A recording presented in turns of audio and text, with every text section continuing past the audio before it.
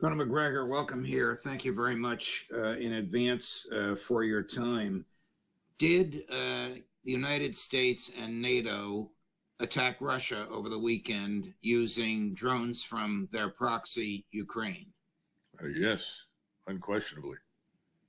And how significant from a military perspective, Colonel, how significant was this attack? We're hearing stories that it was 40 to 50 planes that were destroyed, and we're hearing stories that it was 4 to 7 planes that were destroyed.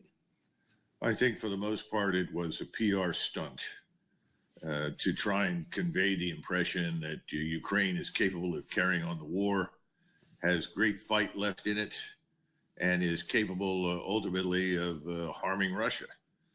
I don't think the harm was very great. I think it's grossly exaggerated in the West. Anything you hear from the Western outlets, BBC, or any of the mainstream in the United States are probably untrue, or at least grossly exaggerated. What I think is true is that we damaged ourselves and our relationship, what there is left of it, with Moscow by attacking these bombers on the tarmac or the runway as a result of the strategic arms limitation agreements. And I think the Russians have reached a point now where collectively they all say we can't be trusted. Whatever we say is irrelevant because it's probably untrue. So I think that's the real fallout from this. We lost whatever lingering credibility we may have had with them.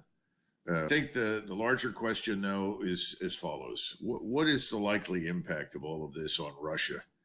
How are the Russians going to proceed from here? There are a lot of really angry people in Russia, Judge. I'm not talking about just officials. I'm talking about the population. And they have always been dissatisfied with the slow, ponderous, deliberate progress that the Russian armed forces have made in eastern Ukraine. And I think that this also reinforces in the minds of the delusional in Washington that how can the Russians pose any real threat to us? Look how long it's taken them to advance in eastern Ukraine.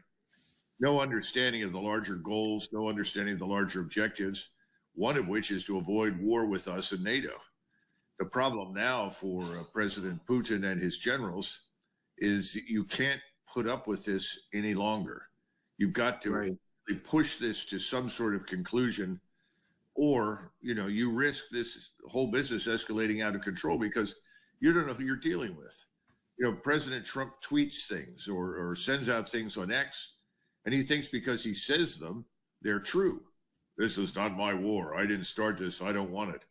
Well, that's interesting, but it's irrelevant, President Trump. This is your war. You are the commander in chief. This is your responsibility. And that's the way the Russians look at it and everybody else. And he's beginning to look either feckless or downright reckless.